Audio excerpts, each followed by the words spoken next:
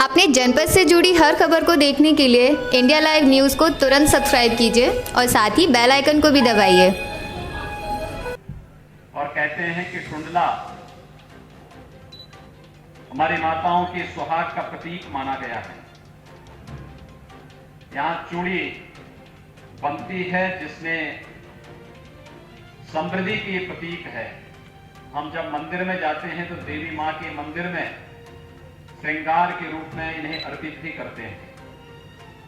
स्वाभाविक रूप से धन्य है आप सबके वे पूर्वज जिन्होंने इस नगरी को और इस जनपद को ग्लास के इस प्रकार के समृद्ध क्षेत्र के रूप में विकसित किया।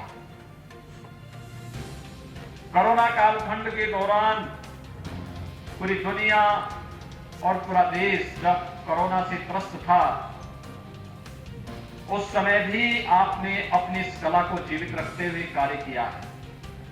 खासतौर पर पश्चिमी उत्तर प्रदेश का हमारा जो किसान है, यहां का जो उद्यमी है,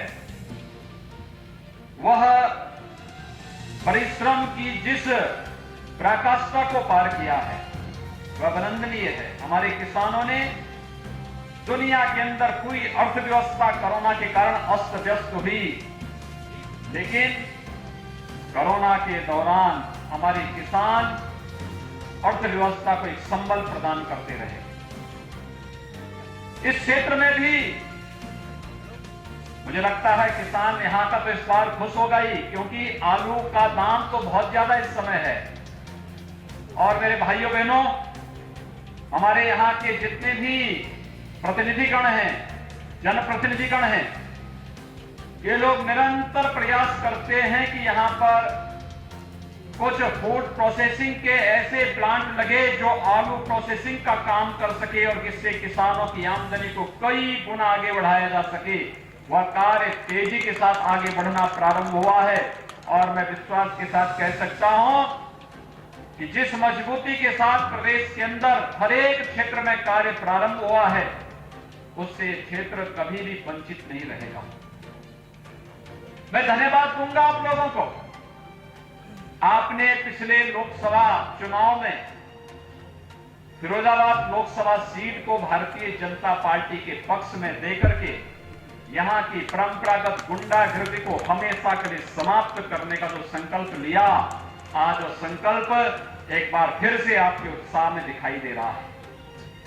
यही तो ताकत है, जो ताकत कभी पश्चिमी उत्तर प्रदेश को गुंडागर्दी की अराजकता का एक पर्याय बना दिया था, लेकिन आज यही ताकत है जिस ताकत के बल पर हम लोग गुंडों का जीना हराम करते हैं। गुंडा या तो जेल में होगा या फिर उनके राम नाम सत्य है की यात्रा निकलेगी, उनको सड़कों पर स्वतंत्र घूमने की छूट नहीं होगी।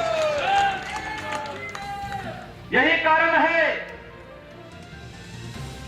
समाजवादी पार्टी के नेता बड़ी बड़ी राग लाप रहे हैं। जब इनका शासन था, किस प्रकार की अराजकता थी, और इन लोगों को तनिक भी शर्म नहीं आती है कि 9 माह से गैंग रेप में बंद हुए एक व्यक्ति के परिवार के सदस्य को ही टिकट देकर के ये माता और बहनों की सुरक्षा के साथ खिलवाड़ करने का कार्य कर रहे हैं। इन लोगों के द्वारा जिस प्रकार की हरकतें की जाती हैं, प्रदेश को दंगा और अराजकता का अड्डा बनाने का कुत्सित प्रयास इनके द्वारा हुआ है। लेकिन मैं आपको कह सकता हूं, पिछले 3.5 वर्षों से उत्तर प्रदेश में एक भी दंगा नहीं हुआ, और जिसने दंगा करने का कुत्सित प्रयास किया तो उसके साथ किस प्रकार की कार्रवाई हुई है, ये हर व्यक्ति जान रहा है, हर व्यक्ति देख रहा है।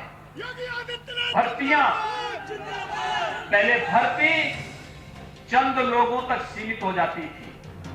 पुलिस की भर्ती हो, शिक्षकों की भर्ती हो, सरकारी नौकरी हो, एक परिवार पूरे प्रदेश के अंदर झोला लेकर के निकलता था वसूली के अभियान में।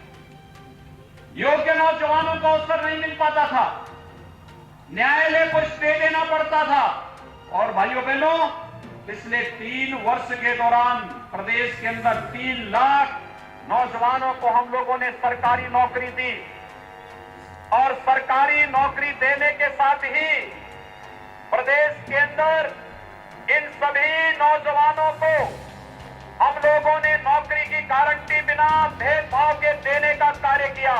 और आज मैं कह सकता हूं कि प्रदेश के अंदर प्रदेश के नौजवानों के भविष्य के साथ खिलवाड़ करने वाला व्यक्ति या तो जेल के अंदर होगा या फिर उसे प्रदेश छोड़ना ही पड़ेगा। लेकिन प्रदेश में अराजकता फैलाने की छूट हम किसी को नहीं दे रहे हैं।